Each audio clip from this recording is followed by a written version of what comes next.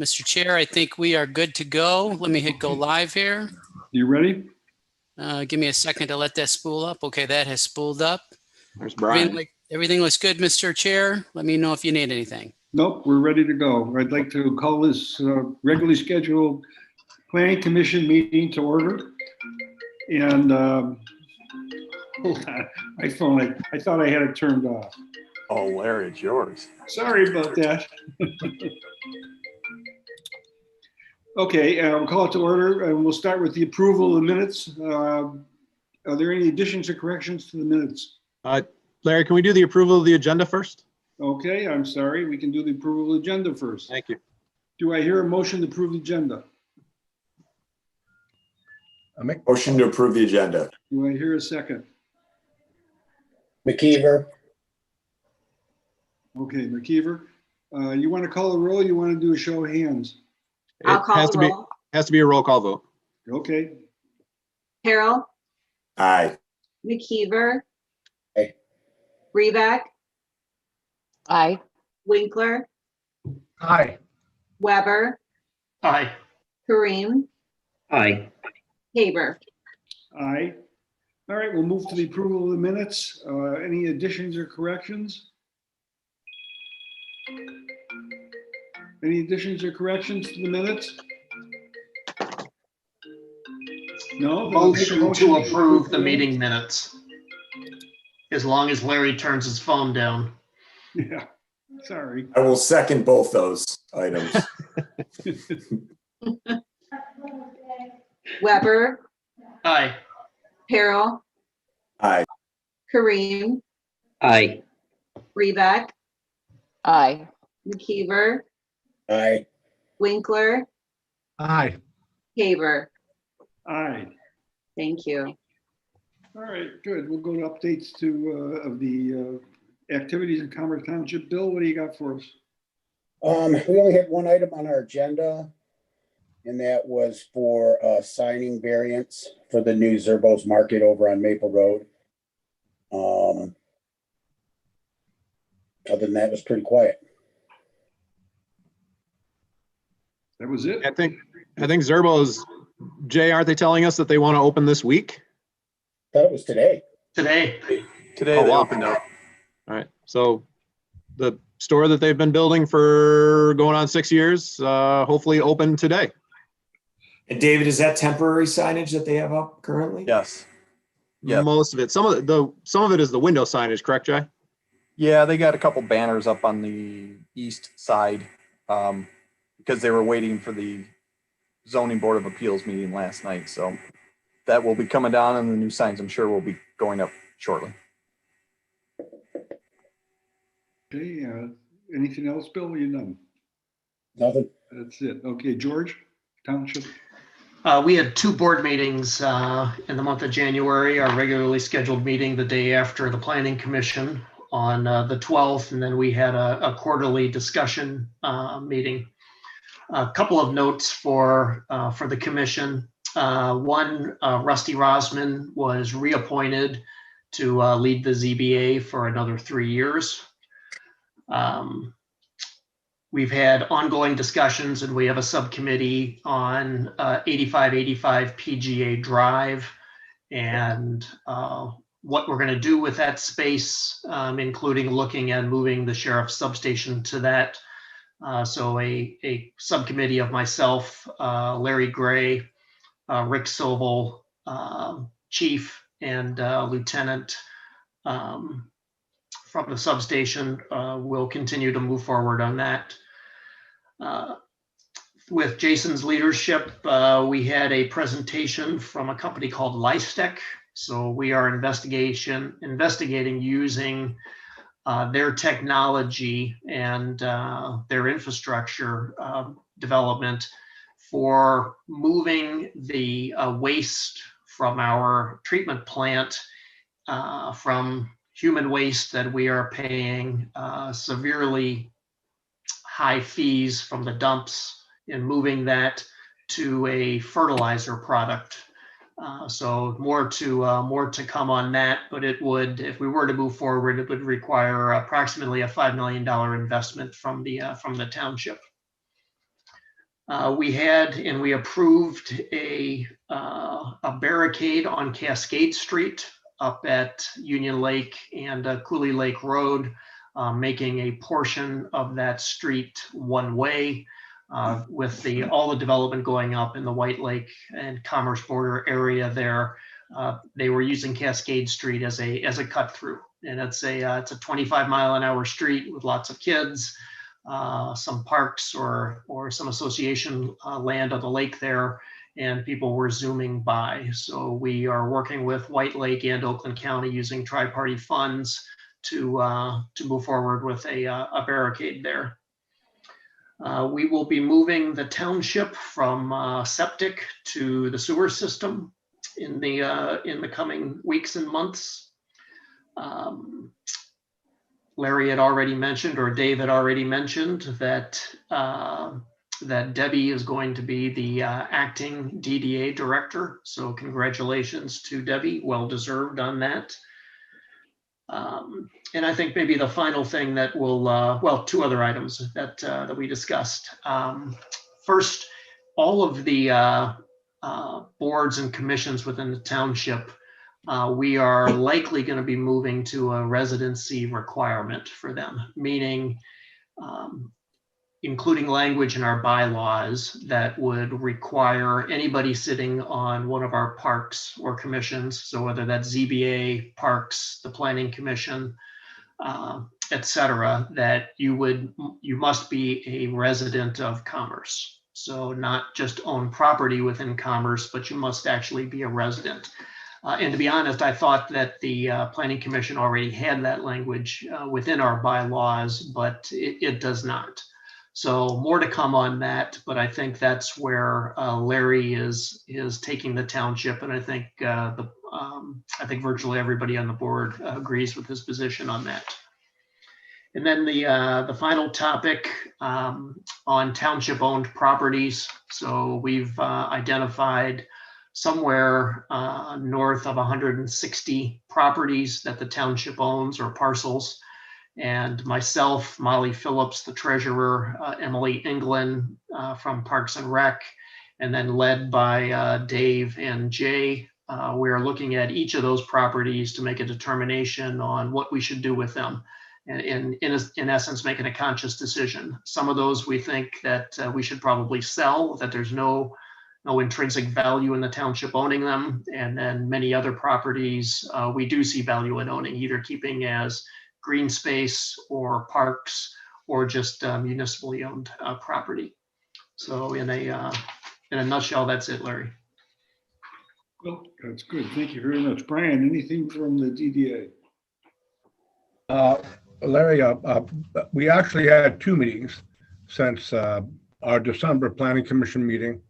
Our DDA meeting on January 19th, the regular meeting was very difficult, one for the board due to the recent loss of our friend and director, Mark Stacy.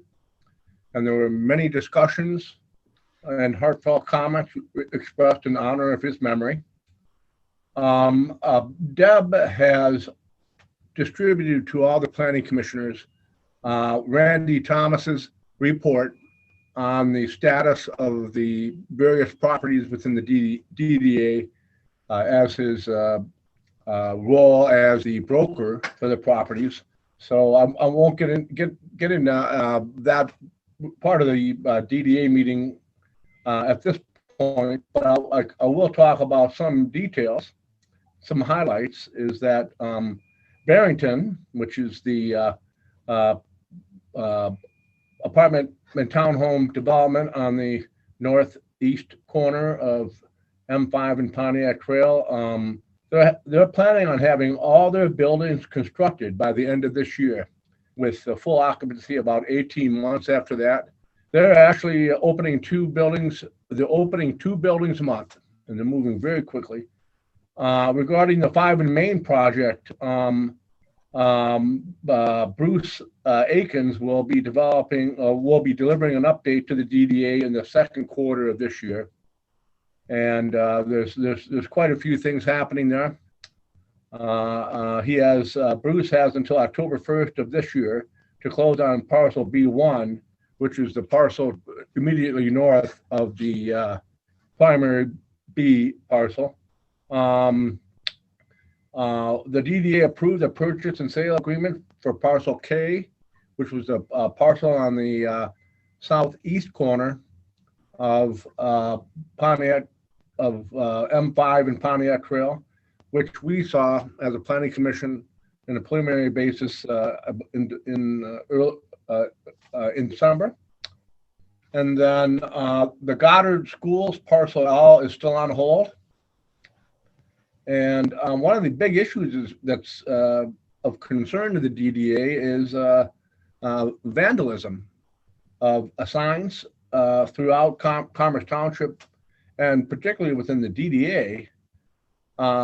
Unfortunately, the letters on the signage to the Barrington development got torn off the sign and thrown in a nearby pond. So there's a need to do our best to try to find out who's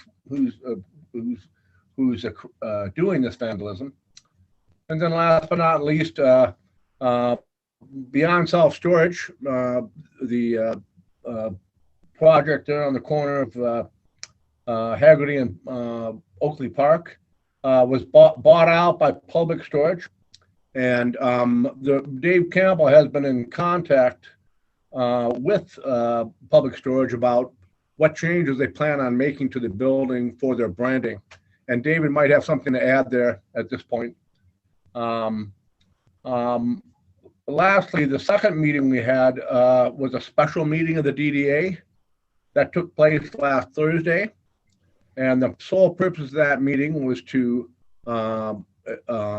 review a proposal to make Deb Watson an interim director of the DDA for the next 90 days.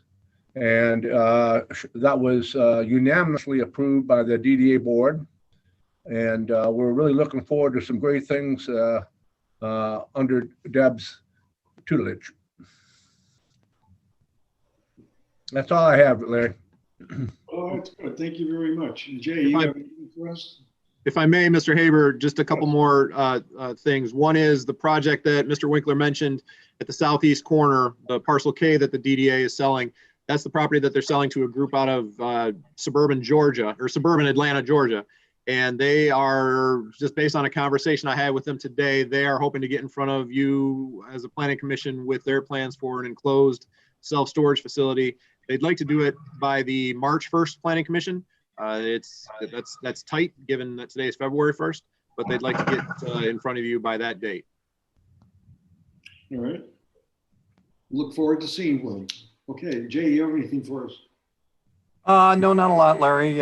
This time of year, things tend to slow down and get a little quiet, which has given us a chance to do a couple projects that have needed to be done.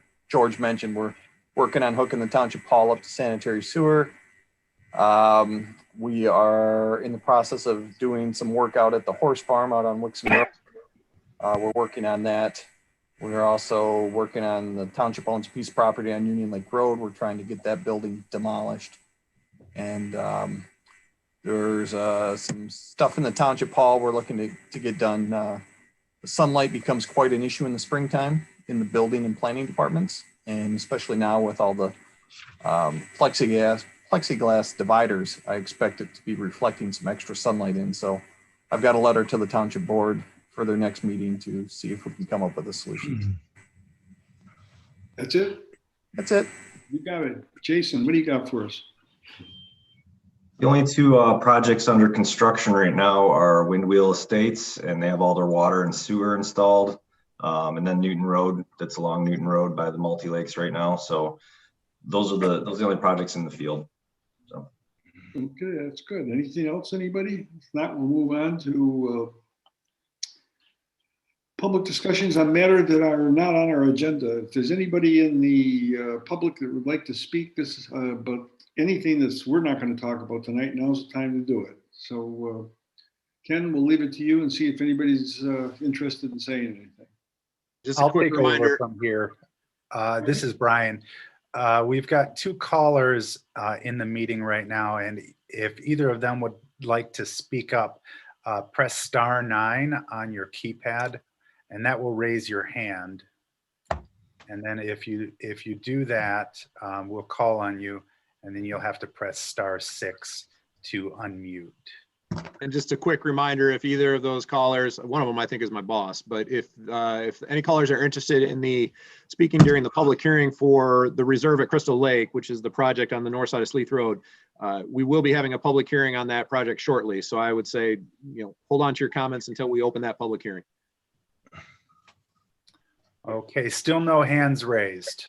All right, then we'll move on. There are no tabled items, no old business. We got one scheduled public hearing, which we will go to right now, which is PPU 20-01 Reserve of Crystal Lake. David? Thank you, Mr. Habert. The Reserve at Crystal Lake is a project that the Planning Commission has seen a couple times now. One is a conceptual plan.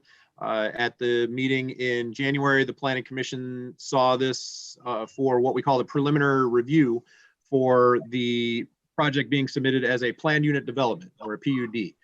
The kickoff step for a PUD is the preliminary review with the Planning Commission, and that's what we had with the prospective developer at the January meeting.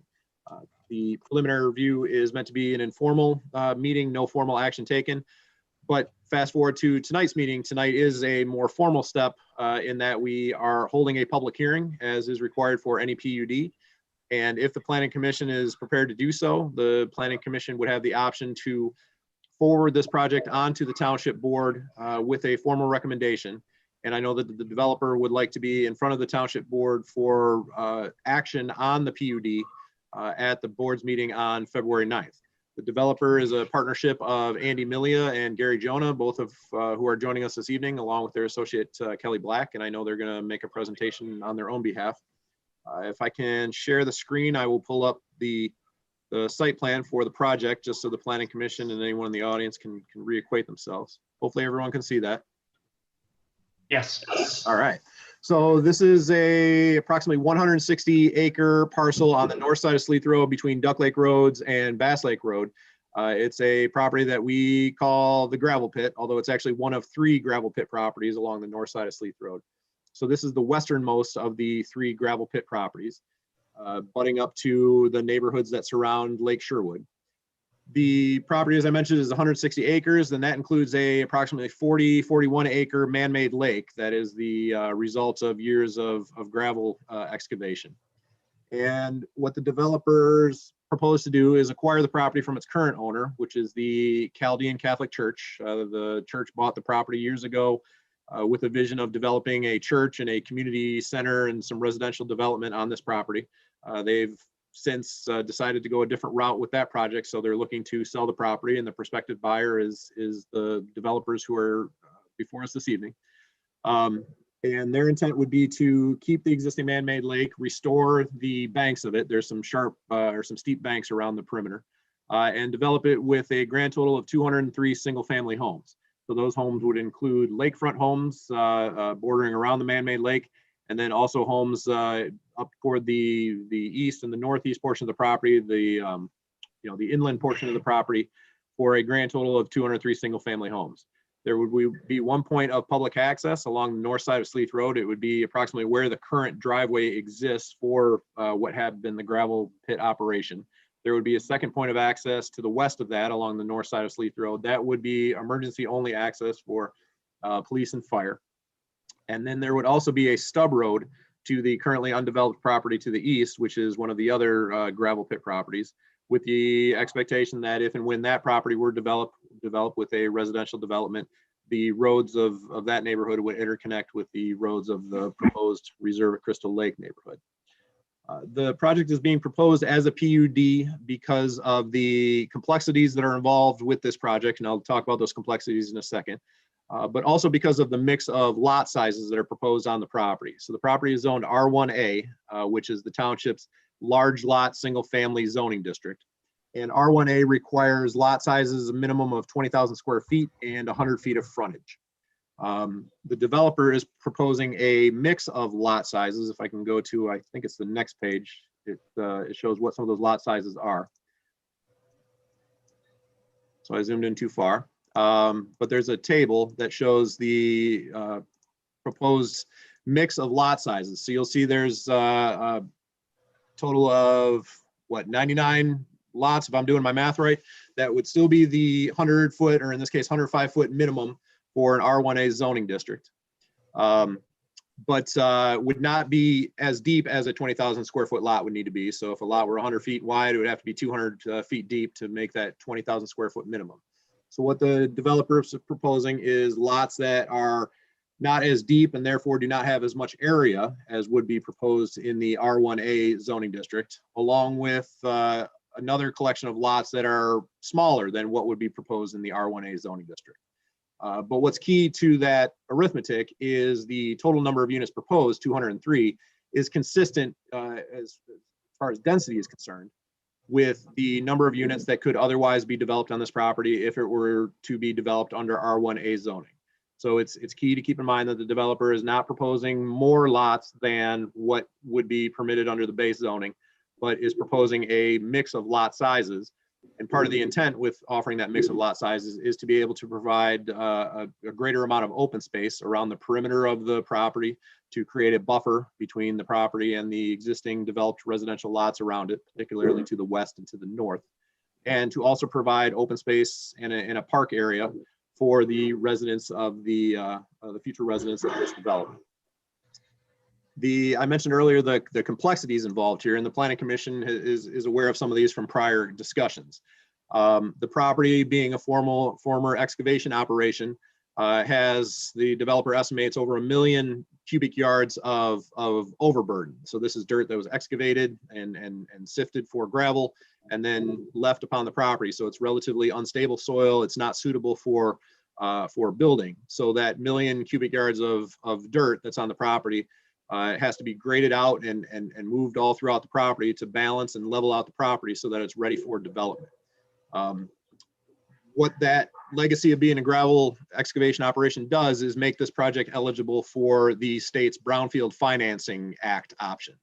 The Brownfield Act allows distressed sites such as this one to have what's called a brownfield plan. And what the brownfield plan does is it's a collective action of the township, Oakland County, and in this case, the state of Michigan, the state's land bank authority, to allow the developer to establish a baseline taxable value for the property. And then the increase in value that is put into the property, the taxes that are collected on that increase in value are then reimbursed back to the developer over a certain term. What the developer is proposing on this development is for a brownfield reimbursement over a 20-year term. That brownfield plan has, at least on a preliminary state, been in front of the township board, and the township board has approved a resolution of support for the brownfield plan. It's preliminary because the brownfield plan itself still needs to be worked out, and the specific details of it need to be worked out. But in general, what the board has approved is the term and the maximum amount that could be reimbursed back to the developer. And again, what makes this property eligible for the brownfield financing is that it is deemed functionally obsolete. That's the key term as far as the Brownfield Act is the term functionally obsolete. The property, because what's being proposed are half-acre and smaller lots, has to be serviced by municipal water and sewer. The existing municipal water and sewer in this area is over a mile to the east of this property along Sleeth Road. And so the developer would have to bring a water main and a sewer main to this site in order to bring it into the property and be able to service these 203 lots with municipal water and sewer.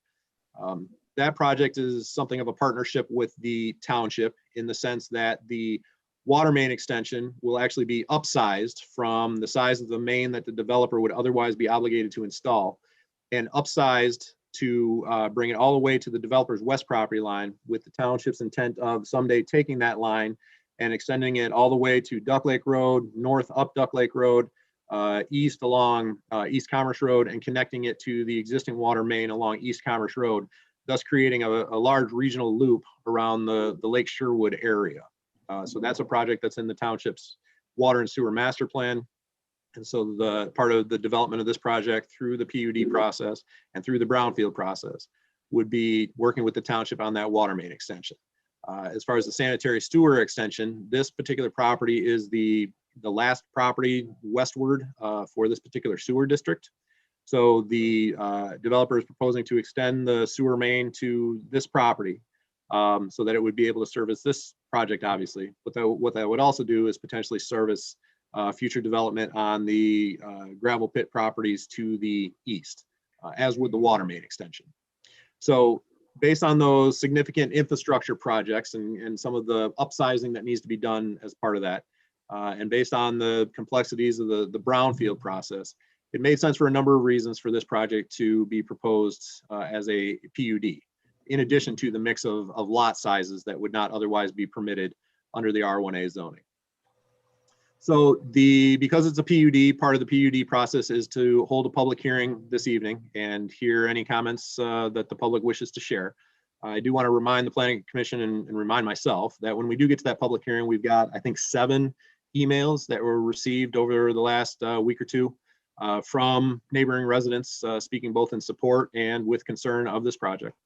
Some of those emails came in literally 5 minutes before the deadline today, so I haven't even really had a chance to read them closely. So I'm going to do my best to read through them, having not been able to look at them for very long ahead of time. The developer, Mr. Millia and Mr. Jonah, even though they were not obligated to, put a sign out along Sleeth Road in front of the property, notifying anyone who drove by that a project was proposed and with the phone number for the planning department should anyone want to call and ask any questions about the project. The township planning department did get a few of those calls. As part of the public hearing process, the planning department sent out letters to all adjacent homeowners within 300 feet. And so that generated a number of phone calls and probably some of these emails that we're going to hear during the public hearing. And then the developer also went out of their way to also put mailings out to adjacent property owners, letting them know who they were and what they were proposing, and if they had any questions for the developer, to provide them contact information to reach out to the developer with any questions they might have for them. I'm going to turn off the screen sharing, at least for the moment. So obviously a big project, and it's a project that the Planning Commission has seen a couple times, as I mentioned. I'm wanting to take a break there and see if anyone has any questions for me. I can certainly go into more detail on any of the aspects that I just tried to give an overview on. And as I mentioned, Mr. Millia, Ms. Black, and Mr. Jonah are here on their own behalf, and I know that they want to make a presentation as well. So I'll take a pause there and see if anyone has any questions for me, and otherwise, if we want to turn it over to the developers for their presentation. Okay, did any of the planning commissioners have anything you want to discuss with Dave before we move forward? No? Okay, then we'll move on. Who's going to speak for this? Mr. Jonah, Mr. Millia, Ms. Black, who's going to speak? I will. Thank you, Dr. Haber. I'd like to thank everybody for the opportunity to present tonight. We've enjoyed a very nice working relationship with Jason and Jay and Dave and Hans, and I think we've been at this for about 2 years, and we've appreciated not only the cooperation but the collaboration in developing it. This is, I think, our 3rd time in front of you, and we've received some favorable feedback as well, and some good feedback. As Dave mentioned, we did reach out to some of the neighbors and were able to address some of their concerns in emails as well. So the presentation we have for you tonight, we've given it to you before. We've added only 2 new slides, but everything else you've seen. So we'll walk through that quickly, and we look forward to the benefit of any further questions you may have or that any of the neighbors may have calling in. Kelly, if you go to the next slide, please. So our development team tonight is a joint venture between our company and Whitehall. Gary Jones is on the phone tonight, or on the line tonight. He's my partner on it. Collectively, we've done about 70 developments in the metropolitan Detroit area, including over 40 subdivisions. So we're experienced developers. We've been able to do it in collaboration with communities that we worked in. We've worked in over 20 communities. I think of the 40 subdivisions that I've been involved in, over 35 of them have been in the form of a PUD. So we like to work collaboratively with the community to design something that works. Our civil engineering firm is PEA. John Thompson's on the phone this evening, can answer any technical questions that you may have. There is some environmental issues with the property, And as Dave mentioned, we are going through the brownfield. So PM Environmental is our environmental consultant as well. King and McGregor is our wetland consultant that will eventually be working with the Eagle, which is the former DEQ, and any wetland permits that may be required. And SeaverCon is our law firm. We've been working very closely with Hans Rentrop, and we've negotiated a development agreement that will be presented to the board as well. So collaboratively, we appreciate the effort with your team, and our team has worked well with them. Next slide, Gil. We've got 5 development objectives, and the first is simply to develop a first-class, low-density, high-quality, single-family home community. When we first looked at this, we studied whether apartments would work, whether townhomes would work, or attached product would work, and it was made very clear to us by staff and members of this commission that you wanted single-family residential. So we listened carefully, and that's what we're developing or intend to develop. It's a very low-density development, only 1.2 units per acre. Be high quality, featuring different size homes and price points. What we've learned in other communities, if you create all homogeneous product, they have a tendency to stall. They have a tendency to get overbuilt, and if somebody wants to move up or down within a community, they have to move out of the community. Here, somebody could be in an $800,000 home, and when they choose to downsize, they can move into a smaller home in the community, or likewise, they can move up from a $500,000 home as their family gets bigger into a more expensive home. So we're able to create a community that works for many generations and many different types of products, and have found that not only in Michigan, but across the country, these types of developments are ultimately more successful. We're trying to develop it in an environmentally sensitive manner by preserving the natural buffer areas, enhancing the man-made lake, enhancing the park areas within the community, but creating a buffer area around the entire development for the benefit of the neighboring communities. The extension of the municipal sewer and water is a significant part of this development, and some of the early conversations evolved around having an SAD and having neighbors participating and having the township issue bonds. At the end of the day, that didn't work out. So we've found a mechanism which works, where the township is not committing any dollars, is not committing any risk in terms of an SAD. All the improvement costs will be funded upfront, and we would recoup some of them over time. And then we're providing significant public benefits with a cleanup of a contaminated but a blighted site. So we're excited to put this site into use for the benefit of the community. This is the property. It's on the north side of Sleeth Road, between Wixom, or east of Wixom Road. It's one of 3 gravel pits. The other 2 gravel pits are contained on another 160-acre site, but this is just the western portion of that site. This is the site in a little bit more detail. You can see that about 25% of the site, although it looks about half, but about 25% of the site is a beautiful man-made lake, and we're going to enhance that lake and make it a central feature of this development. Here's an aerial shot looking from the south. You see Sleeth Road on the bottom of the site. This lake stands out from some of the other lakes because it's a man-made lake, and there's a sand base to it. There's not vegetation in it. It's crystal clear, and hence the name. And we think it's an asset to enhance it. The area that you see on the west side or the left side of the property will remain as a buffer, and the area along Sleeth Road will also remain as a buffer as well. So other than an entranceway going in, a lot of the site won't be visible to any of the neighboring properties.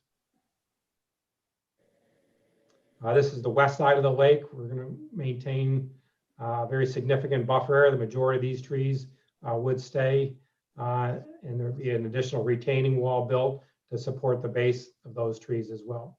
This photo was just taken a couple months ago, right before the leaves fell, but it's really representative of what the view of the site will be. site plan, which Dave had reviewed. Kelly, if you go to the next slide.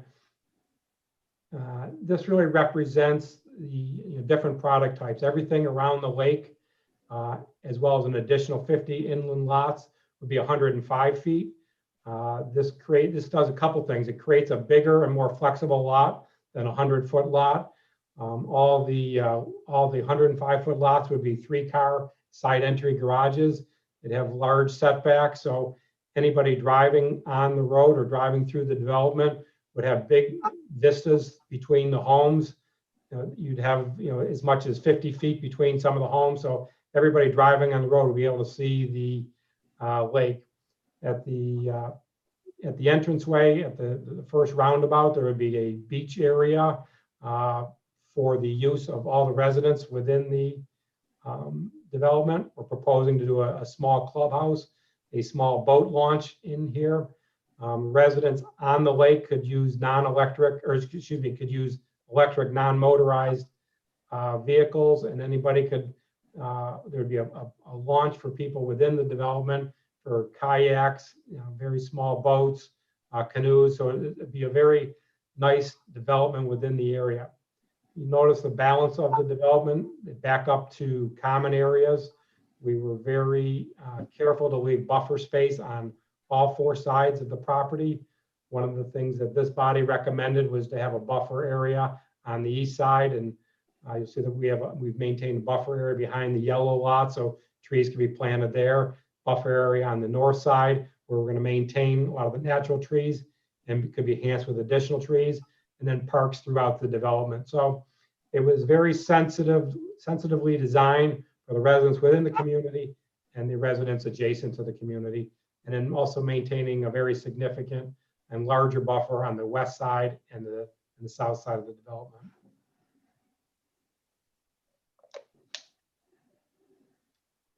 This is not a formal landscape plan, but just a tree plan to show you the great amount of street trees that would be planted, additional trees that would be planted in some of the parks area, and then the buffer areas would be enhanced.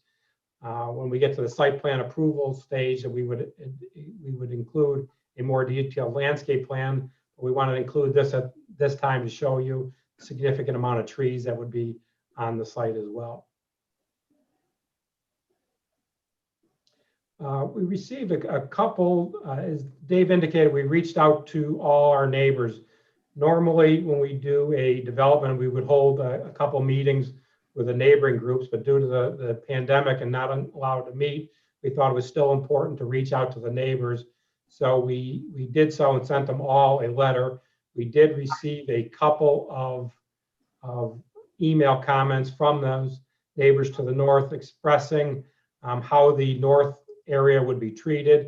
In other words, would our homes be higher than theirs? Would we maintain a buffer? So what you can see, if you can notice on the top of the aerial, it's labeled A, E, B, C, and D, and it's pointing to specific areas. And then if you'll notice above the slide, it's section D, which corresponds with that area on the northeast corner. What this is representative is on the left, the home on Ravenwood, which is a 2-story home, has their backyard. It then has an open space, and then has the proposed backyard and has trees in the middle. And you can see that those homes are roughly at the same grade. Kelly, if you go to the next slide, this represents the other 4 areas in the slide, section A, section B, E, and C. And you can see in all instances, the homes are going to be roughly at the same grade, in some cases lower, in some cases maybe a foot higher, but all the areas have a significant buffer, have room for trees, and are at the same grade. So understanding the concerns of the neighbors, they're not going to have homes south of them peering down on them. It fits very harmoniously with the neighboring property. So this is a study we did in relationship to those questions raised. Our design elements, we talked about the natural buffer areas, the public park. It's likely that we'll have a small clubhouse area with changing rooms and restrooms at the entranceway. beach area, 5 different types of homes in terms of home sizes and lot sizes. And we're calling for a total of 203 lots, or just 1.2 units per acre, which is consistent with your master plan. As Dave indicated, rather than take lots and do 100 by 200 and taking up every square inch of open space and going right to the property edges, we've left the property edges intact and created useful parks. We listened very carefully to your feedback in the September meeting we had. It was required that we add buffer areas to all the sides, which we did. We originally proposed 232 lots. This body recommended that we reduce the density, which we've done down to 203 lots. We've added more park areas, and we've increased the lot sizes to allow for more flexibility. So you do get more flexibility with a 105-foot lot than you do with a 100-foot lot. It allows you to go a little bit bigger. We're finding now during the pandemic that people are requiring multiple dens for Zoom meetings, or requiring more home offices. This gives the flexibility to do a larger home and more flexible design. So the pandemic has changed a lot of things in terms of the work at home space. It's eliminated a lot of traffic in the area and has created more desire for people to make their homes nicer and in some cases bigger. So this is allowing for that flexibility to do so. Public benefits are the cleanup of the environmentally contaminated and unsafe use of the property, extension of the water and sewer system, and part of it's a very significant expense to put the water main, a 20-inch water main, across the entire frontage of the property. We're already going to be looping through, but that was a negotiated benefit that was important to the township, and we've included it in this plan. Preservation of the natural buffer area and the creation of the walking path that we would either be putting on our property, or if it's the request of the township that we put those funds in escrow for other sidewalk projects. That's yet to be determined when we get the site plan review. Quickly, the orange line to the east of the property represents the sanitary sewer main. So you can see the great distance that we will be bringing at our expense the sewer to the project. This would be designed by Giffords and inspected by Giffords. And if we get through to the site plan approval stage, then they'd be kicked off on the design at our expense to design and ultimately install that. Next slide is the water main. This is highlighted in blue, again coming from the east, and you'll notice that it goes all the way across our property, although not needed by us, as part of the negotiated agreement that we would be bringing it all the way to the west edge of our property, so that if and when the township chose to add on properties to the west and to the north of us, they would tap on at that point.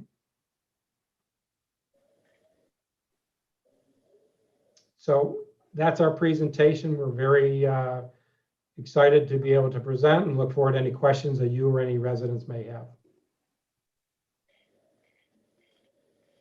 Okay, is anybody from your group, anybody else wishes to speak at this time before we move forward? No. Ms. Malia, you are going to be developing the property. You're not going to be constructing the homes. Is that going to be leased out to someone else? We will be the master developer. We are not home builders. We're currently working with 2 home builders that have expressed an interest, and we have term sheets out to 2 home builders. So we're maintaining flexibility, but the intent right now is for us to develop the property and sell finished lots to home builders. The PUD has been designed to have some flexibility if one of the home builders wants to develop their own phase, but the PUD agreement is tied to this specific site plan, and whoever develops or builds this has to go to this plan. Okay, if not, we'll move on to the public hearing, and then we'll have a discussion with our commissioners after that. Mr. Haber, if I may, before we open the public hearing, can I just cover a couple extra points? Sure. That I wish I'd covered the first time around.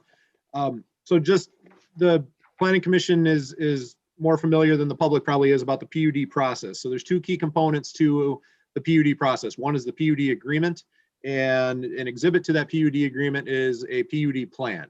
So the PUD plan is effectively the graphics that have been presented to the Planning Commission thus far this evening, the general layout, lot sizes, where the entrances are, and so forth. And then the PUD agreement lays out the terms that the developer and the township are agreeing to. The intent with any PUD is that what you get out of it is a better project than could have otherwise been achieved if the project were done per the base zoning, which, as I mentioned, is R1A in this case. So the PUD provides flexibility for both the township and for the developer, again, with the outcome of doing what we hope will be a better project. The plan that the Planning Commission has seen this evening is not meant to be the final version of the site plan. It's meant to be a development plan that's an exhibit to the agreement. So if this were to be approved by the Planning Commission and then by the Township Board, the developer would still have to come back to the Planning Commission at least one more time with a more fleshed out version site plan of this particular project. And because this particular project is going to be a site condominium, then that would also include a master deed and bylaws like any other site condominium that would come in front of the Planning Commission, and again would have to go in front of the Township Board like any other condominium would. The last thing I'll mention is a lot of the questions that we got from residents and the emails that we got from nearby neighbors are relative to traffic. So the township's traffic engineer did do a traffic impact study for this project. The study looked at how much new traffic this project would generate, what direction it would be distributed from east versus west, and what improvements would be required along Sleeth Road in order to accommodate the new traffic for this project. You're talking about 203 single-family homes, so the national average is just a little bit under 10 trips for any new single-family home. So the traffic study estimates that this project would generate just under 2,000 new trips on an average 24-hour weekday. Keep in mind that when we talk about trips, anytime you leave and get a gallon of milk and come back, from a traffic standpoint, that's considered 2 trips, 1 trip outbound, 1 trip back inbound. So when you think about a typical single family home, to think that that home is going to have 5 outbound trips and 5 inbound trips on average, sounds about right when you consider, both parents work and the kids have school and jobs and extracurriculars and so forth. The traffic study found that the majority of traffic is going to go to and from the west, which makes sense in large degree because of where the schools, the Huron Valley schools that will service this particular neighborhood, they're located along Duck Lake Road to the west. So that provides some logic for why the majority of traffic for this development would be to and from the west. You can also assume that a lot of folks who would live here, if they were trying to get to I-96, they would want to get there via Wixom Road. So again, to and from the west. What the traffic study concluded was that the existing intersections of Wixom, Sleeth, and Duck Lake would continue to operate at acceptable levels. It's also worth noting that in 2024, the Road Commission targets reconstructing that intersection, which, if you've been out there, it's got the 2 traffic signals, one at Sleeth and Duck Lake, and then right next to it at Wixom and Sleeth. That would be reconstructed with 1 large roundabout. So any traffic concerns at those intersections would be hopefully alleviated with that new roundabout. The traffic study found that the traffic operating at the driveway for this development would operate at acceptable levels, so long as a eastbound left turn passing lane were installed along the south side of Sleeth Road. So there would be enough new traffic generated by this development to warrant the passing lane or bypass lane. So those are the things I just wanted to mention before we move on to a public hearing. Okay. Well, I don't know if the developer is done. If we can turn off the screen sharing. All right, so we'll move on with the public hearing. And just for those of you in the public that we will hear your comments, I'd like you to limit them to 2 minutes if you can. And we may answer your questions, we may not, but we do hear everything you say. So with that, I'll open the public hearing. And Brian Weedus, if there's anybody out there, you want to have them respond, please. Well, we still have 2 callers in the meeting, no one with their hand raised. And I'll say again, if you would like to make a comment, press *9 on your keypad, and that will raise your hand, and then we will call on you. And while we're giving folks a chance to do that, just a reminder, I'm holding, I think, 7 emails that I'd like to be able to read into the record on these folks' behalves. Okay, we'll make sure we'll do that just after we hear from the public. Sure. Okay. Okay, no callers with their hands raised. Okay, then we'll still keep the public hearing open. David, you can read those into the minutes, please. Sure. So these are in no particular order. The first one is from Ryan Hoppy, who lives at 2400 Little Trail Road. I'm not going to read these verbatim. Some of them are a little lengthy. Ryan has said that he has lived in the area his whole life, and that he actually has worked on the gravel pit property, so he knows the property well. He thinks the proposed community would be a great new addition to the township with quality homes and amenities. He's supportive of the development. He thinks pursuing a development there would be the best option for Commerce Township and the community. Next one is from Penny Nardicchio of 3441 Cranberry Drive. She says she's lived in the area over 20 years. She's seen all the construction throughout the township, and particularly along the Martin Parkway corridor. For years, they've heard rumblings that there was a development proposed on this particular property. As a mother raising 3 children, only minutes to the site, she was always worried about kids going there on their bikes and swimming in the ponds. The abandoned gravel pits are dangerous places with large elevation changes and steep slopes. Due to the condition of the property and lack of infrastructure, the site has remained undeveloped. She became recently aware of the proposed development. If these developers have found a way to build a subdivision with nice homes where others have failed, then we should do everything we can to help them succeed. The gravel pits are equivalent to a boarded up old building. Someone got everything they want out of it and have left it for the rest of us to deal with. These projects create hundreds of good paying construction jobs, add to our tax base, bring new families to our wonderful community. We strongly urge the township to work with the developer to create yet another beautiful neighborhood in our community. The next one is from Mark Hammond, who I don't know that we have his address, but I know he lives in one of the properties at the north side of the subject property, abutting the north side of the subject property. I know Mr. Hammond has, excuse me, reached out to Mr. Milia. His concern is with the width of the buffer adjacent to his backyard. He thinks that 20 feet is a little bit on the light side, especially when he sees that some of his neighbors would have up to a 50-foot buffer. The natural buffer in place now is the tall ridgeline that currently runs along the northern border and is frequented by wildlife such as deer and turkey. He would also like the Planning Commission to discuss the landscape plan. How much natural cover will this provide for the Lake Sherwood residents, and can additional trees be incorporated? He would like discussion on the traffic impacts of adding these new homes. He would like discussion on the water quality and impact to private wells of surrounding homeowners. And he would like elaboration on any plans for a walking path for township residents. The next one is from Mark Lichtman. He and his wife have lived in Commerce for about 20 years at 1402 Oakley Park Road, and they travel frequently by the proposed development. They've often wondered why this area has not been developed. He is also a business owner in Commerce. He and his wife, we are in support of the development of the reserve at Crystal Lake. We'll beautify the area, raise our property values, and have minimal non-existent impact on our everyday life. I'm familiar with the developments by this developer, and they do an excellent job in all of their communities. The next one is from James Cote. I think I'm pronouncing his last name right. I don't think we got his address. He had a number of questions related to how much traffic is this going to generate? Will there be a designated construction entrance, and where will that be? What is the estimated time frame? Will the homes in the vicinity be forced to tap into municipal water and sewer? Is the developer willing to install a berm and trees to help block headlights from shining into our homes? Who will be responsible for the mud and the dusts along Sleeth Road during construction?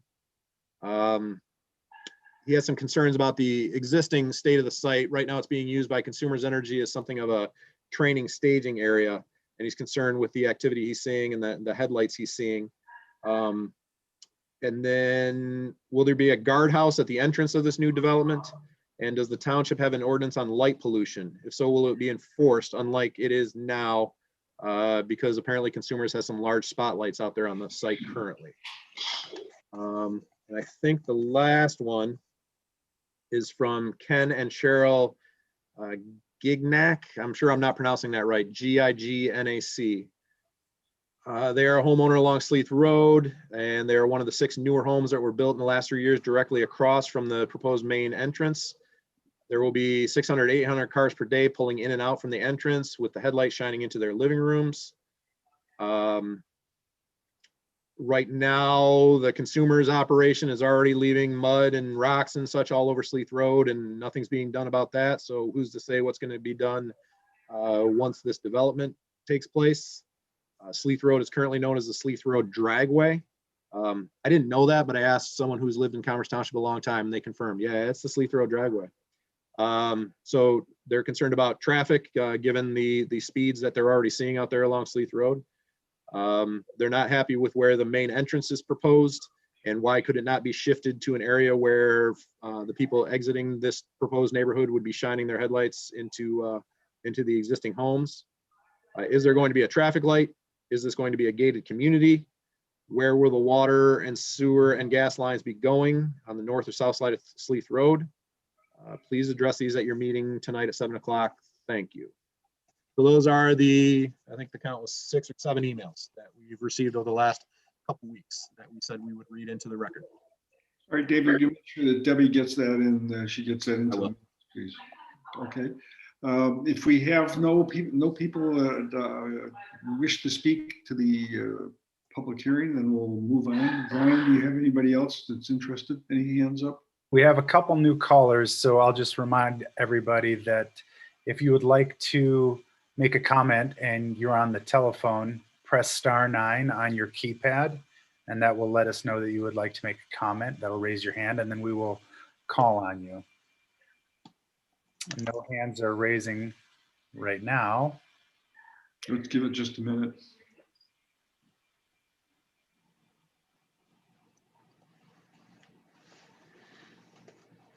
Okay, still no hands raised. No more hands raised, you said? No, no hands raised. No hands raised. Okay, with that, we'll close the public hearing and we'll move on to the discussion amongst ourselves. Bill, is there anything you want to ask here? Not at this point. I would like to know what their comments are regarding the passing lane, and if we'll see that incorporated next in the next phase. Okay, we can do that. All right. Anything more, Bill? Nope. Brian Perrell?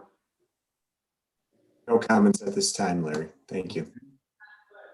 George? Mr. Milley and I had a conversation last week, and he knows that I support this development. I do have some concerns on some of the financials, but we'll address those as we get further down the Brownsfield. Maybe going back to Bill's comment on the passing lane, and maybe this is a question for Dave. Is it more appropriate to address that here as part of any of the conditions, or is it more appropriate to do that once we get closer to a site plan? I think either. I think that making any motion you make tonight conditional upon addressing the recommendations of the traffic engineer's traffic study, I think is warranted at this stage. But the hope expectation would be that if and when the development is back in front of you with a condominium site plan, that the passing lane would be incorporated with that. And maybe before we get there, Mr. Milley or Mr. Jonah, any thoughts or any comments on the idea of the passing lane? I'm happy to address that. Sleeth Road is a Oakland County road, so anything we do comes under their jurisdiction. So if we were to get approved tonight and subsequently approved by the township board, the next step would be a site plan. That's when we would design the internal site as well as design the passing lane, meet with the road county officials, meet with your engineers, meet with your officials, and design it all collaboratively, and then present it in conjunction with your traffic and engineer, and then plan it at the site plan approval stage. So we understand that it's going to be a requirement. We understand that it will probably be a condition of this if we're approved tonight, and happy to incorporate that and bring that back with a site plan. Yeah, I think that's an important issue, and we're gonna visit it at some point. And we would like to see that passing lane in there. I think that's important. Yeah, and we agree with that. And I should mention too, that we talked to the traffic engineer about, is the passing lane the right option, or is a center left turn lane the right option?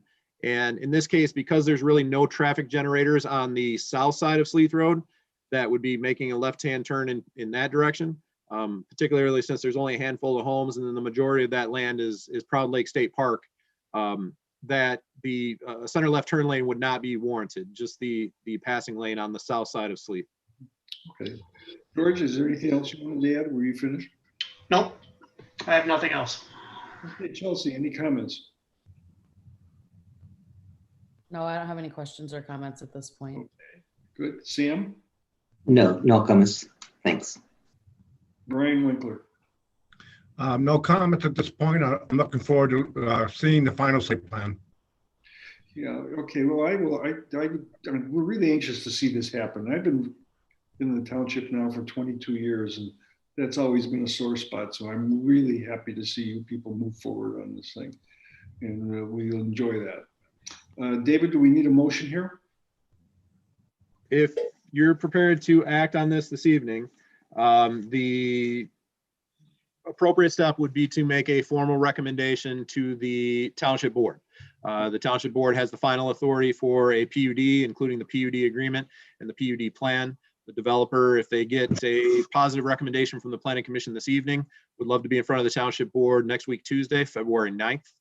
At that point, the PUD agreement that still has a couple blank spots for dates and stuff, including tonight's date, would have to be filled in. The idea being that the final PUD agreement is what's presented to the township board next week, Tuesday. So if the planning commission is prepared, the appropriate action would be a formal recommendation on the PUD, including the PUD agreement and the PUD plan, with the understanding that if the township board approves this on February 9th, then a fully developed condominium site plan would be back in front of you as a planning commission sometime in the near future. Sounds good. Okay, would somebody like to make this recommendation? Brian Perrell, bail me out. Before Brian Perrell bails you out. So as we typically do, the staff provided recommended motion language, and included in that motion language, which is on page 8 of the report that we've provided you, there's a list of findings of how the planning commission came to that motion. One of those findings, I know Mr. Milia may have had some reservations about with respect to him serving as the master developer, and maybe I'll let Mr. Milia speak to this more capably than I can. He wants it known that he or his successors would serve as master developer. The grim metaphor that he gave me is, if he were hit by a bus, whoever succeeds him would be the master developer. Now, none of us want that to happen. But that's, Mr. Milley wanted that clarified as part of the motion. If I can elaborate that, Gary and I both appreciate the reference and the confidence you have in us, but since this is a LLC entity, proper reference should be that Commerce Investment Company LLC or its successor, subject to the PUD agreement, would be the master developer. And we don't need reference to getting hit by the bus, but that would be the appropriate legal terminology. The PUD agreement speaks to that. So rather than our names personally, would be Commerce Investment Company or its successors. Well, do me a favor and don't get hit by a bus. That would be the best. I will do my best. I told him he's not allowed. I'm told him he's not allowed to. And regardless, if there's ever an issue out here, 2 years from now or 15 years from now, Andy's the guy I'm calling. That's not a problem. So how about you don't get hit by a bus, but you win the Powerball? I'll buy everybody a bus if we win the Powerball. How's that?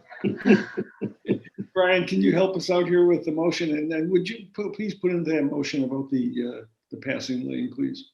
I'll take a stab at it. I move to recommend approval of PPU 20-01, a PUD application for the Reserve at Crystal Lake, a single-family residential site condominium by Commerce Investment Company consisting of 203 single-family homes on approximately 160 acres on the north side of Sleeth Road between Bass Lake Road and Duck Lake Road. The Planning Commission's recommendation of approval is based on a finding that the PUD application satisfies the requirements outlined in Article 38 of the Commerce Township zoning ordinance, that the proposed development is consistent with the goals of the Commerce Township Master Plan, as well as the township's water and sewer master plan, that the reserve at Crystal Lake offers recognizable and substantial public benefits proportionate to the deviations from the zoning ordinance being requested by the developer, that the subject property is a challenged and potentially dangerous site that requires a spirit of cooperation in restoring the property to a productive use, that the PUD development agreement achieves the goals of both the township and the developer to create a high quality residential community, that the Planning Commission is confident can be approved in a future PUD condominium site plan, and that the Commerce Investment Company and any of its successors will capably serve as the master developer with unified control over the entire reserve at Crystal Lake project. This recommendation of the PUD approval is conditional upon the 7 conditions laid out in the planning director's report. You want to add the passing lane? Could you supply me with that language? And I'd be happy to, George. What are you looking for to exactly say? Well, and maybe it's an enhancement of number 5, which talks about the approval of the road commission, the Oakland County Road Commission, for public road improvements within the Sleeth Road right of way, as well as the new public residential roads to be constructed within the project, including the evaluation by the road commission of a passing lane. Does that mean what you're looking for, Larry? Yes. So if Larry and Mr. Weber are okay with that, Deb, can we add that? I've got it. Yes, thank you. Thank you, George. Okay, is there a second? Second. Brian Winkler is seconded. Deb, you can call the roll call. Is there any further discussion? Okay. Harrell, Aye. Winkler, Aye. Weber, Aye. McKeever, Aye. Reback, Aye. Kareem, Aye. Haber. Aye. We'll look forward to seeing you, Ms. Malia, and the rest of your group, and whenever you get the site plan ready to go. Good luck. Thank you. Thank you very much. Appreciate it. I think Mr. Weber is likely to see them in his capacity as a township trustee at the township board's meeting next week, Tuesday. Great. Looking forward to it. And I do, Mr. Millie and Mr. Jonah, I want to also thank you for going the extra mile. And in addition to the township notifying the people surrounding the development, the fact that you also went and did that on your own is much appreciated. It would be great if every developer that had a PUD or a non or something that would require a zoning amendment would do the same thing. So truly appreciate that. Thank you. Yeah, makes it a lot easier for everybody when everybody's on the same page. Well, thank you and good luck to you all. Thank you so much. Okay. Good night. So move on to the next item, which is PSP 21-01, Towns at Merrill Park. So David, you want to bring us up to snuff on that one? I do, and I want to find the file that I'm looking for because I'm going to want to share the screen here in a moment. So give me a minute to do that.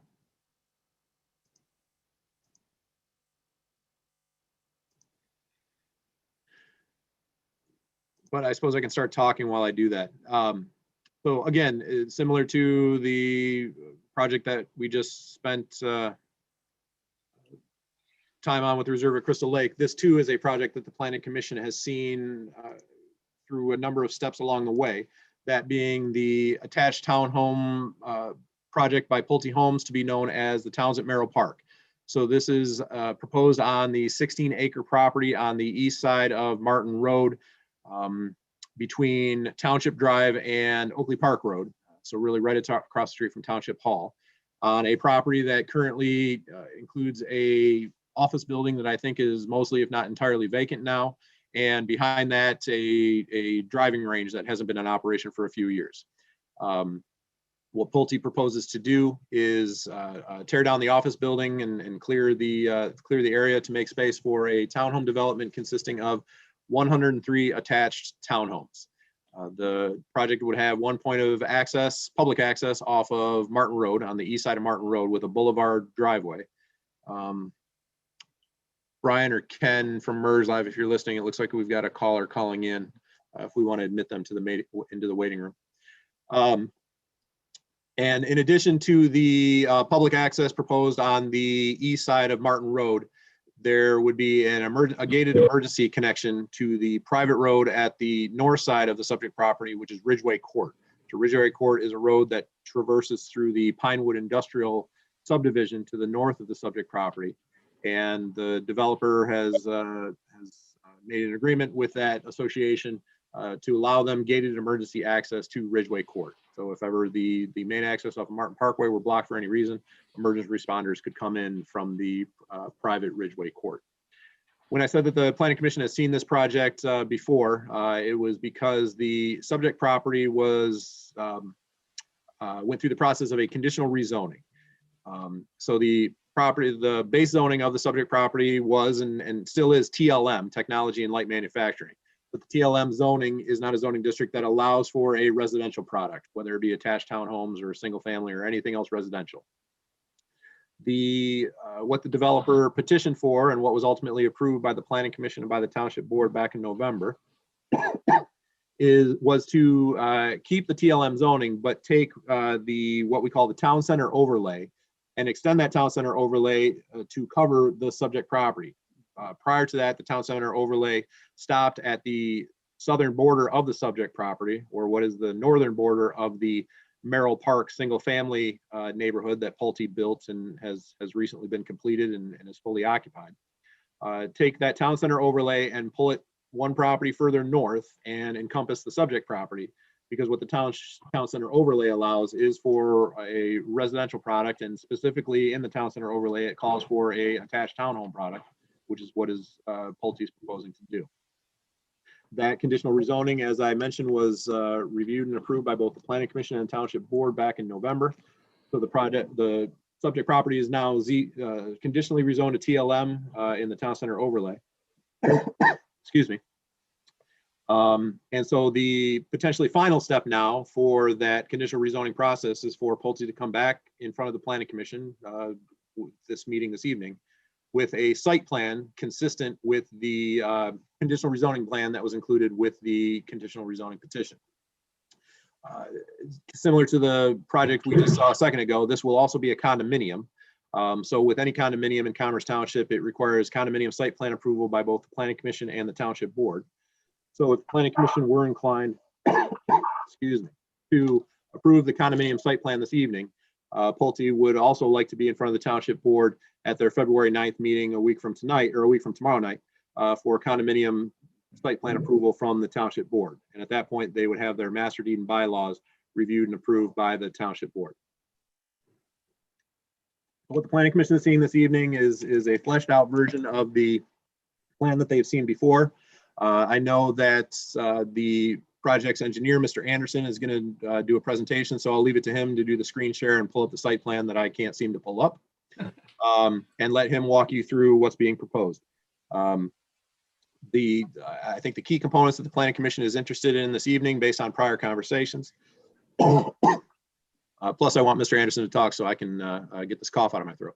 The Planning Commission is most likely interested in the building materials and the architecture of the proposed townhomes. There was a lot of discussion about that at prior meetings about upgrading the building materials, particularly on the sides of the buildings that are most prominent to Martin Parkway. And also landscaping, the landscape buffering between the proposed project and the single family neighborhood just south of it, which as we mentioned is Pulte's neighborhood, Merrill Park, and to the industrial subdivision to the north. And Pulte is proposing to do that by a combination of new landscaping, but also preserving some of the existing vegetation around the perimeter of the subject property. So last thing I'll mention is if the Planning Commission is so inclined, their option this evening would be to approve the condominium site plan so that it can then proceed to the Township Board, potentially a week from tomorrow, for final condominium approval. I'll pause there and see if there's any questions for me. Otherwise, I'll turn it over to Mr. Anderson and Mr. Score for their presentation. Okay, Mr. Anderson, let's hear what you have to say, please. Thank you. Good evening. I'll put up a presentation. David covered a lot of stuff. He can take a break. I'll just go through a little bit of coverage. We were here in November, as he indicated. We got conditional approval from you and the board in November. But I'll briefly go through a little bit of that history and then show you the changes since our meetings in November. As David also indicated, mostly a discussion on the architecture. So we'll show you some of that. Let me share my screen here and I will, I'll be brief. Everybody seeing the presentation? Yes. Towns of Merrill Park. We're here tonight for site plan review from you folks, February 1. Everyone knows where the site is. We're located near shopping and restaurants close to M5, really a transitional zoning property, which is what makes sense for the townhomes. We've got single family to the south, industrial to the north. We're part of the town center area. That's just a shot of the existing office industrial building out front along Martin Drive, mostly vacant property, mostly vacant site today. It is zoned TLM, technology light manufacturing, but it is master planned included with the Commerce Town Center district, as you can see. So within that district overlay, townhomes are a permitted encouraged use. So that's what we're here proposing today. So our project's consistent with your master plan. Here's the project. Looks pretty similar to how it did in November. We got 16 acres, 103 two-story for sale townhome unit. We're about 6.6 units an acre, about 40% open space across the site. Nice boulevarded entrance and setbacks off of Martin Parkway. Nice landscaped entrance.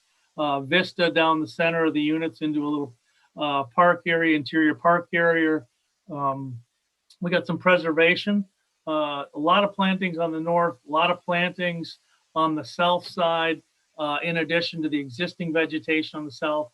And then we have a 1 acre preservation up in the north and some preservation in the southeast as well. So that's our layout. Just briefly, a couple of the plan changes since we were in front of you folks in November. We talked about garage doors, upgrading the garage doors. We've done that. We've adjusted the internal park location. It was moved down to the east a little bit. It corresponded with a little additional survey, actually some feedback from Geffels Webster. We appreciate their feedback. We actually have a storm sewer, so we adjusted the internal park location a little bit.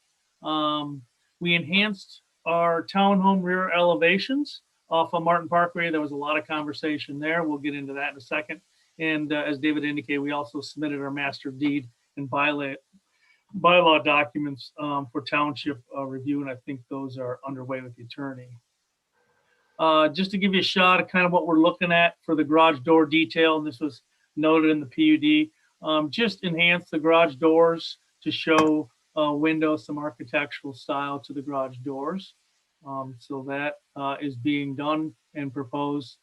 And then here's some updated architecture. I'm going to turn over to Joe Score. So he wants to talk about the architecture a little bit. Joe, if you're available.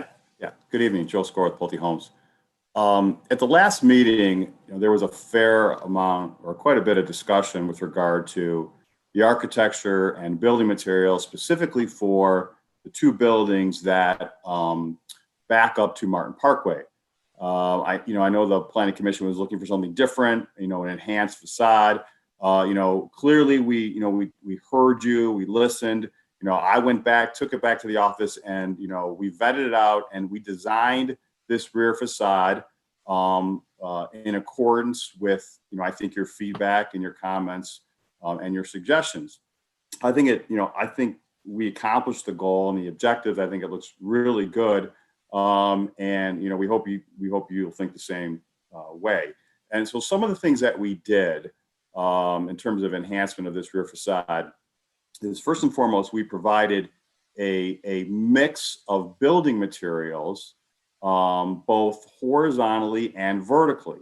So as you can see, the first unit has first floor brick, and then the second unit in has first floor and second floor stone, and then third unit, first floor brick, so on and so forth, sort of an alternating symmetrical look that provides some architectural diversity. Another design feature that we included is on units 2 and 4, I believe, we incorporated the gable above the windows. So we think that's a nice feature, and it also accents that triple window on the second floor. Another feature that we added into this, or that we incorporated in, is it's a structural option. It's a rear structural option. So all the buyers within this development have the option to purchase a rear structural option in the form of a sunroom or a sort of sitting area in the master bedroom. So what we did is we forced that option on 3 of the units, effectively to provide more depth to the unit, to the rear facade, more character, and give it more of an offset. Again, creates that diversity, and again, just gives more character to the unit. So those are some of the things we did. We think it turned out great. We think that it looks fantastic, and it will show very well as you go up and down Martin Parkway. Just briefly, public benefits here. We really think this product's going to fill a demand for young families and active adult, real target market that's key for the community, keep valued residents and attract new families into the town center and Commerce Township area. We're preserving, again, over 1 acre of preserved woodlands will remain on the site, which is most of the trees, again, on the northeast side. It'll provide a little mature aesthetic appeal as well. Again, we had compliance with the township master plan, which is always good. And again, high quality residential neighborhood. We'll have HOA maintained landscaping, so you'll get a nice consistent look throughout the community. We'll have nice foundation plantings and planted trees throughout. And again, it'll be maintained by the HOA group.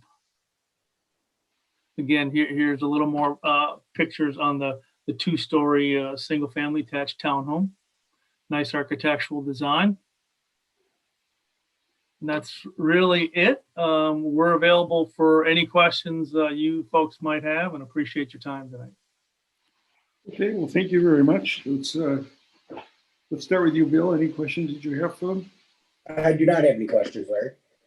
Okay, George? Of course I do. Of course you do. That's good. First of all, I think the rear elevation that you brought back to us looks fantastic. So I really appreciate what you've done along those along Martin Parkway. The only question I had, I thought we had discussed the township's abhorrence of vinyl siding and not using vinyl siding, but using a hardy product. But I believe I read somewhere in here, and maybe it was just a cut and paste from an earlier one, that it anticipates using vinyl siding for all of the siding. Is that, Yeah. is that not accurate? Is it going to be a hardy or some other product other than vinyl? So we are proposing vinyl siding. Now it is an upgraded vinyl siding with premium colors. But yes, that is what we are proposing. And I believe, Trustee Weber, that it is consistent with, our representation and or the presentation in the previous meetings. Then maybe I missed that. Because, and Dave, correct me if I'm wrong, but Merrill Park and Wyndham, everything else along that area has no vinyl siding. Is that correct? The developments to the south. I'm just trying to picture Merrill Park, and actually the Pulte representatives could probably answer this better, or maybe Jay. I know those buildings have a very generous amount of brick and stone, but I think I can picture vinyl siding on those homes. No, I will say that the Merrill Park single-family homes do have hardy plank on those units. Again, and I understand, Trustee Weber. I can appreciate your comments. Those are single-family homes. They're the price points are around $650,000. So, so it's a little bit different of an animal. But I do understand your comment. And the concern I have, and I have seen the premium vinyl product, but as we just had and we had this exact same discussion with a developer last month on a different project, but was all it takes is one storm and having to replace that vinyl siding 5 years later, and it's impossible to match it.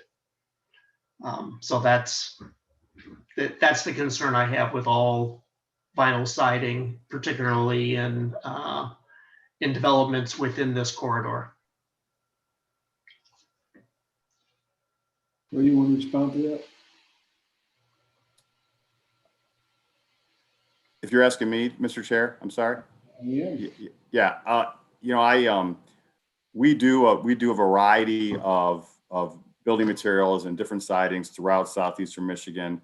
I haven't, again, not that it couldn't happen, but I haven't experienced any issues or problems associated with vinyl siding or the repair and or replacement. It just hasn't come up within the division. Not saying that it can't or that it wouldn't in some manner or form.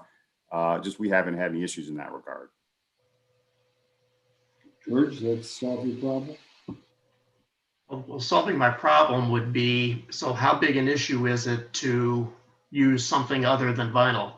So what I'll say about it is it comes, it's not going to be a surprise that it is a significant cost issue, and we're not opposed to it in certain situations. My concern about using hardy plank in this particular development is that at the end of the day, we have to sell homes, and once you start putting architectural restrictions on homes, what happens is obviously the costs go up, the price point goes up, and if we're outside of that band, what you potentially end up with is a potentially a slow, stagnant community, and that's the last thing that we want, or I think that anybody wants in this situation. And at the end of the day, when you're looking at a townhome community, that demographic, that buyer, they have options, right? They might want to either they're renting across the street from the luxury rentals that are currently going up, or quite frankly, they're looking at resale. They're looking at single family resale within the township when they're looking at that price point. So we're just very sensitive to taking that price point, outside of that acceptable band, and then thereby creating a situation where we have a slow, stagnant community, and that's something that, again, it's not something we're trying to avoid, obviously, at all costs. The last thing we want to do is have a bunch of pavement on the ground and vacant developed lots because the community is overpriced. So that's just my sensitivity, Trustee Weber. But I do understand your comment. I get the sensitivity. I would, and in a lot of developments, I think the cost might be more significant, but with the amount of brick and stone that you've added to this, if just looking at the elevations you provided on the square foot and then the delta between a hardy and a premium vinyl, I'm just not sure that it would move your price point to a point where it would be, you would have an issue with it. I don't, now, again, I haven't got out and I don't know what that square foot difference is, but just in looking at the elevations you provided, it didn't look like you'd have a lot of square footage. And again, the delta between a hardy and a premium vinyl, I know it's there, but I don't know it would be enough that it would cause you an issue. But that's easy for me to say as well.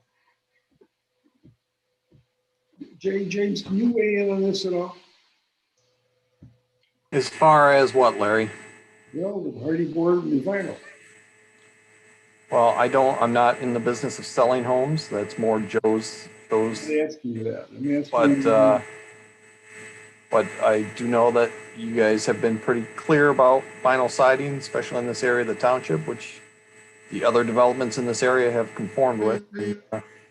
I think that's a decision between you and Pulte. That's what I wanted to hear. Thank you very much. Brian Perrell, do you have something you want to, I'm sorry, George, were you done? Yeah, I'm finished. Okay. Brian Perrell? Yeah, I absolutely, thanks, Larry. George, I agree with your comments. I think for that area especially, I think that's of a large amount of importance to me as well. Dave, I'm just looking at a couple of notes from the planning report. And I don't know if this is, Dave, maybe you can answer these. Maybe these are questions for you, Joe. Will there be buffers or screening around the AC units in the rear? I'll throw out a couple of these questions. Of the rear of the units, are we going to do plantings within the small grass area in between the driveways? Those are two of my big ones. I'm wondering if you could speak to that, please. Yeah, and the reason I brought that up, one of the developments, recently completed developments where this has come up is up at West Winds, I forget what we call those, the condominiums up at the West Winds complex. And all of those have an air conditioning unit, some of which are pretty prominent from Bogey Lake Road. And so my thought was, should there at least be some screening for those air conditioning units where they might be equally prominent to Martin Parkway? So I don't have a problem providing some plantings around the air conditioning units. I mean, I will say if we're talking about the units that back to Martin Parkway, you've got considerable amount of landscaping around the detention pond, which will buffer those units. So I don't think you're gonna see it either way. But again, so that's a good shot of that. I don't think you're going to see it. But again, it's not something that I'm opposed to. If it's important, we can add it. I just don't know how much bang we're going to get for the buck, and considering that we've got a pretty considerable landscape buffer in between the road and those units. Would you be so kind to throw up that rendering again? Yeah, sure. I'm sorry. I appreciate it, sir. So David, do you agree? I mean that explanation makes sense to me. There's a ton of landscaping on both sides of those retention ponds. Do we think that's going to be sufficient to screen? I mean, I don't want to push the developer to spend money that we don't have to spend here. I get the impression that if we were going to push them to spend more money, it might be on going back to the siding conversation. Yep. I would agree that there is a significant landscaping proposed along those detention ponds, which would, upon maturity, do a good job screening the backs of those units and the air conditioning units. Yeah, I'm good with that as well. And and if we could just leave this up for a moment, I'd appreciate it. What about between the driveways? Yeah, so between the driveways, it's sodded and it's irrigated. we aren't proposing plantings in between the driveway, sort of that median area, for a couple reasons, really. I'm not sure it's going to look all that great. I think it might look a little out of place if you start bringing plantings all the way down all the way down to the street or close to the street in between the driveways. I think it's also potentially, an HOA maintenance obligation that I don't know, again, that it's something that we probably, we might want to avoid. And then, frankly, I'm guessing that there's a lot of them will get potentially destroyed. There's going to be cars coming and going on those driveways and pulling in on that turning radius. So I'm not sure it's the best place for it. But to your point, we do a fair amount of foundation plantings up closer to the house that sort of, are adjacent to the walk up into the porch. And I think we might even have some pictures of that. I'm not sure they show exactly the best or as clearly as they should, but we do have those foundation plantings. And we also have a street tree that goes out that is, installed between the curb and on the sidewalk.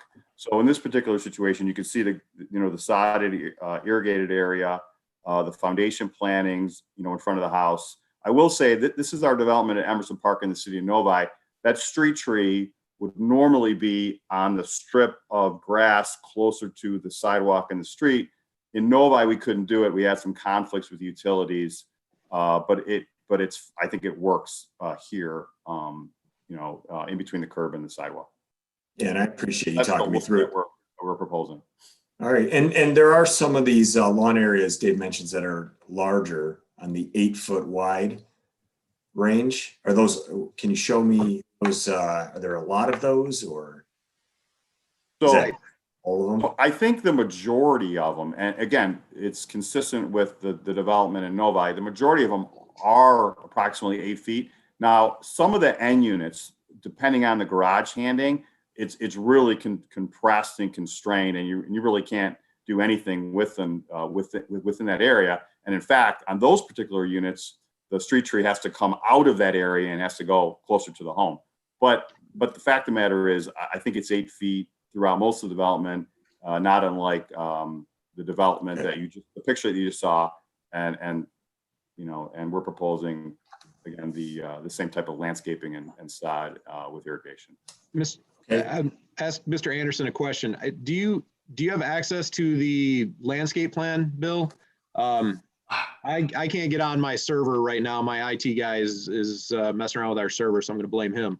But what the landscape plan shows is the foundation plantings at the front of each unit, and I think it helps this conversation. I don't know if that's something you can pull up on your end, Bill. Yeah, I don't know. Let me.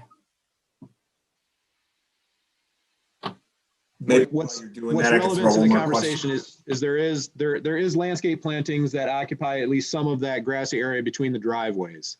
And what my letter was asking the planning commission is, should that grassy area also include trees? And what I think Mr. Score is saying is, we're already proposing the street trees, and we think that serves the purpose, that to take those street trees and push them up closer to the units would not look as good and would be something of a maintenance problem for the future homeowners association.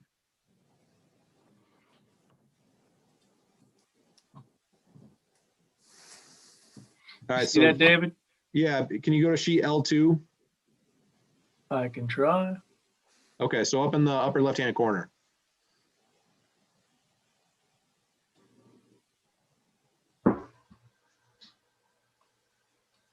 See that? There's that one, and then there's the one underneath too. Yeah. Yeah, that's your foundation plantings. But it looks like the one. Sorry, David, go ahead. I was just gonna say, so that does provide some vertical greenery within those strips of sod area between the driveways, to give it a little more definition, I would say. And is that consistent with what we just saw from Novi? I mean, it looks like it. With the exception of Novi, because of some utility conflicts. Right. Joe and I had this conversation earlier, had them force them to push the street trees up closer to the buildings. Right. But for the Commerce location, they want to keep the street trees out along the street.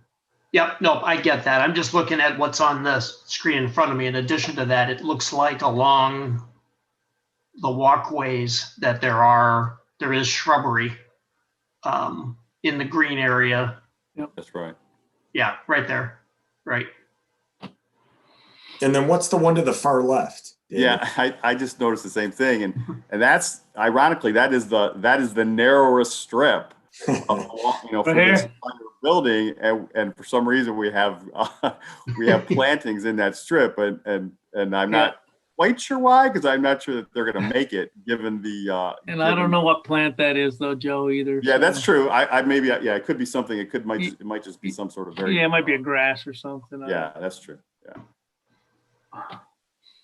Okay, well, I'd be interested in seeing if any of the other commissioners have any other comments on it, but I do have one more question, but before we get to it, if you could, while I'm asking, if you could pull up one of the renderings, the site plans real quick, I would. I would just like their opinion. If anybody else has any other opinions on landscaping, I just wanted to start the conversation. But my last question, I guess, is in regard to the landscape buffer on the north end of the property. Mr. Anderson, if there's something you could pull up. Yeah. I guess it looked light to me in this plan. We have industrial on the other side of the property. I worry about your townhomes that are facing the property. Yeah, I can say that, we are proposing an enhanced landscape buffer along with a berm for that particular area. So I think our position is consistent with yours. We want a healthy screen and buffer to the industrial association. And I think your landscape plan, as I saw that, it appeared to show more trees. But listen, that's going to be your issue if those people don't want to buy those units. I feel like you guys would probably do everything you could to. That is absolutely true. That's our intention. Okay, I appreciate it. Thank you for answering my questions. You're welcome. Okay, Brian, anything more? That was it. Okay, Chelsea, you have any comments? I agree about the siding, especially in the interests of being consistent when we're approving things. And I think some nicer material would be better, especially for that area being right next to all the other homes. But otherwise, I think it looks great. All right, Sam? I think it looks great, and I do agree about the siding. I think vinyl siding wouldn't be consistent with the area. This is, I think, the last residential area is going to be on that grade. So I do agree with George on the siding. All right, thank you. And Brian Winkler? Larry, this petitioner has addressed those comments that we have provided to him to date in what he's presented at this point. I have no particular issues with the project as presented. The siding issue, I appreciate George's comments, but if it's not a requirement of the ordinance, it basically becomes a decision on the part of the petitioner. Okay, that's it. Joe, it would be nice if you would tell us that you would put the hardy plank on. You make it a lot easier, because I think that this is something that's going to be requested from you anyway. So it'd kind of be nice if you would say, geez, I'd like to have hardy plank board instead of siding. So Well, I'll give you the opportunity to do that if you'd like to do it. So in light of the comments, we can agree to install hardy plank or cement board siding over vinyl. Well, that makes it a lot easier, doesn't it? Thank you very much. I appreciate that. You're welcome. Is anybody else has any more comments? I agree with everything. I appreciate what you've done with the Martin Road issue, and it's really helped out a lot. So I'm glad that we got that, and the siding issue is now put aside. That is even better. So is there any other comments before we move on? I have a comment, kind of a side note. Would we ever consider, I'm sorry if this isn't the appropriate time to bring it up, would we ever consider modifying the ordinance so that vinyl siding is no longer allowed on residential communities like this? Well, that would be an easy way to do it, Brian. Yeah. Dave, you want to look into that? I'll look into it. Is the idea that it would be applicable to all new residential developments in the township or just within the town center area? Or somewhere in between? I think consistency is the name of the game here. So I think it has to be, through the whole area. Anybody else want to weigh in on that? Yeah, so as you know, I'm deaf on vinyl siding. However, if we had areas closer in the Wixom area where possibly we're having entry-level developments, in the much smaller homes below $300,000, then maybe it's a different discussion. I do think along the eastern elevation where we're putting 5 in Main and all of the other developments, I think having something like no vinyl siding, I think might be appropriate. I just don't know that it would be appropriate to make it on a township-wide basis. Well, I think what we need to do here, George, is we need to discuss this a little more, and this isn't the time to do it. Yep. So we can bring this up in another meeting, and Dave, you want to look into it? I will look into it. The reason I asked that question was there obviously is a premium for the better materials. And one of the conversations we've had is, the price of housing in Commerce Township and throughout Oakland County.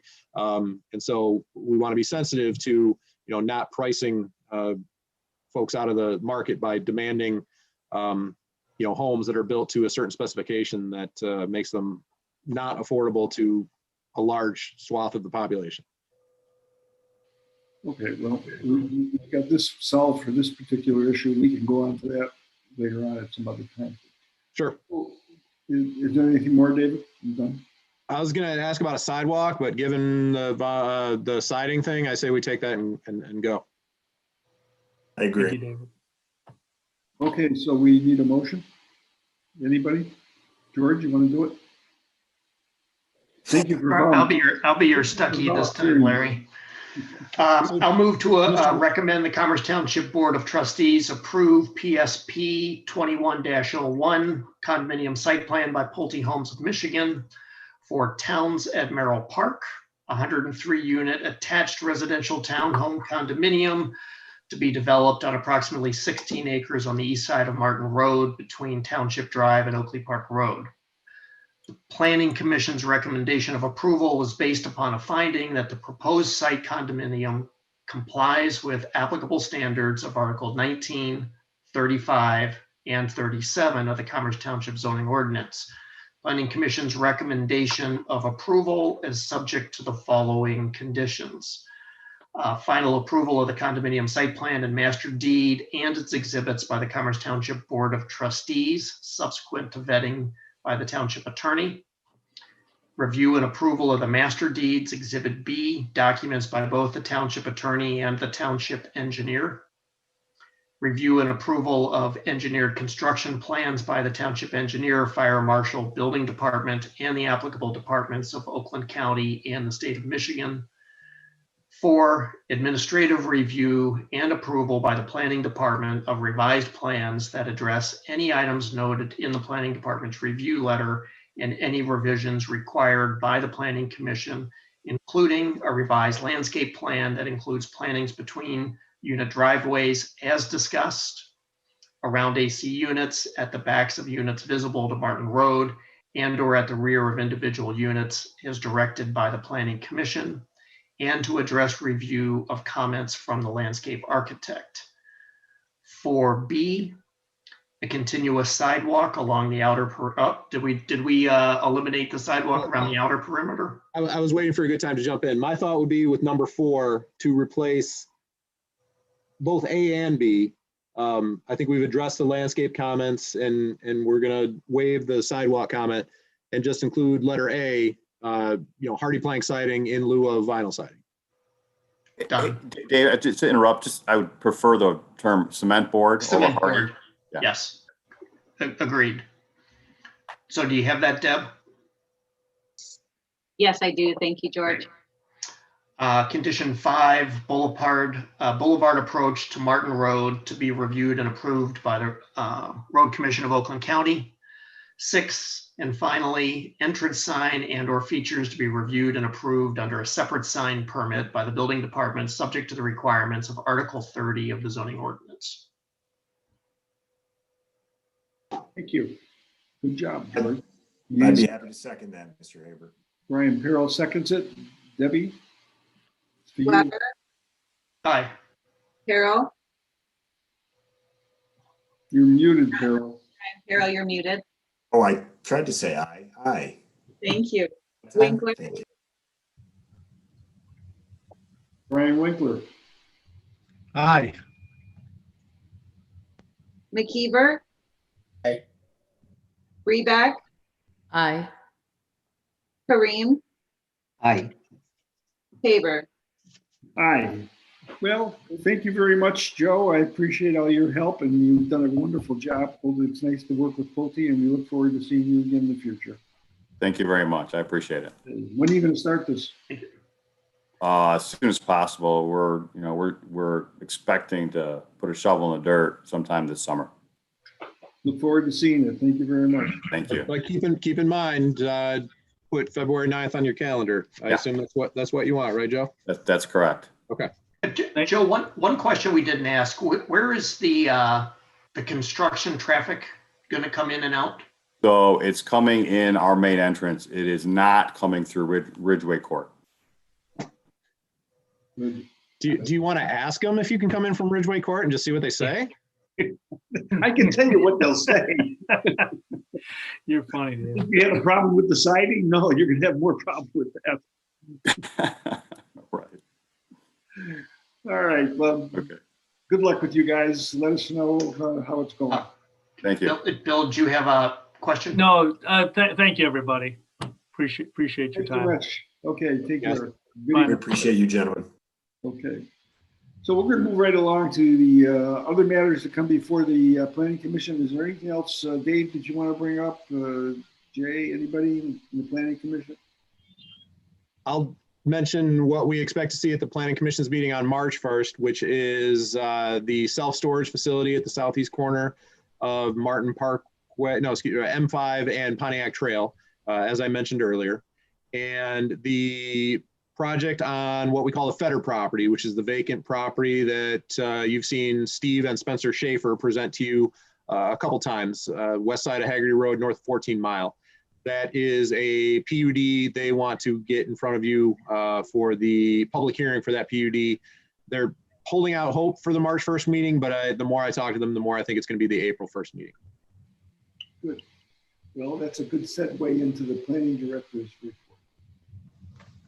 Everything the planning director just said is his report. All right. Well, I just wanted to keep. I mean, if those are the projects we've got coming up, I can answer any questions about everything else we've got going on, projects that you've seen recently, where they stand. Happy to answer any questions. Hey, Dave, the K parcel, the storage place along Pontiac Trail. Yes. Would it be possible for you to maybe take some screen prints of their Buckhead location and send it out to the Planning Commission beforehand, just so everybody can see what they're capable of doing? And yes, I will do that. And just speaking of that project, I talked to those guys today because we were kind of talking through the schedule and agreeing that March 1st is going to be pretty tight for them. And I mentioned the Buckhead facility, and I said there's members of our Planning Commission that really like that facility. So anything you can do to, borrow some design elements from that facility and apply it to the Commerce facility, that would work in your favor. And they said they would look into that. But yes, I can track down. I hope I can track down the pictures that they showed us of that facility and get them out to the Planning Commission members. And on their website, you can see some of those as well. So they've got that on their corporate site as one of their things they're most proud of. Yep. And Brian mentioned early in the meeting, and he's correct, that public storage, just speaking of self-storage facilities, public storage bought out Beyond Self-Storage, so bought their entire portfolio, including the new store here in Commerce. And they do want to put a whole lot of orange signage all over that building, which I remember when the Planning Commission approved that building, we specifically said we don't want this to be a big orange billboard. So Jay and I have seen their sign package. We've provided comments back to them. Last I knew, Jay, we hadn't heard back from them about what our comments were. That's correct, Dave. So our response back to them was we understood the change in the brand and that the sign we would expect to see, but some of the other color changes were such that we did not feel comfortable approving administratively. And if that's what they were requesting to do, they would probably end up coming back to you. And we've not heard back from them since. Hey, Dave, anything else? I can't think of anything else. Again, if there's any questions, though, I'm happy to answer them. Looks like Mr. Winkler has his hand up. Yep, it does. Yeah.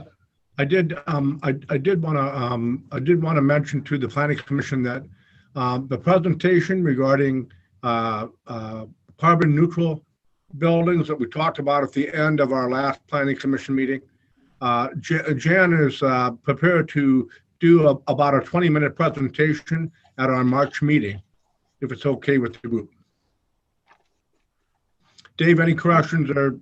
No, if she's prepared to do it, we'll target that date. I don't think it's going to be, at least as of right now, it doesn't sound like it's going to be an overwhelmingly busy meeting. So that would be a good meeting to do it.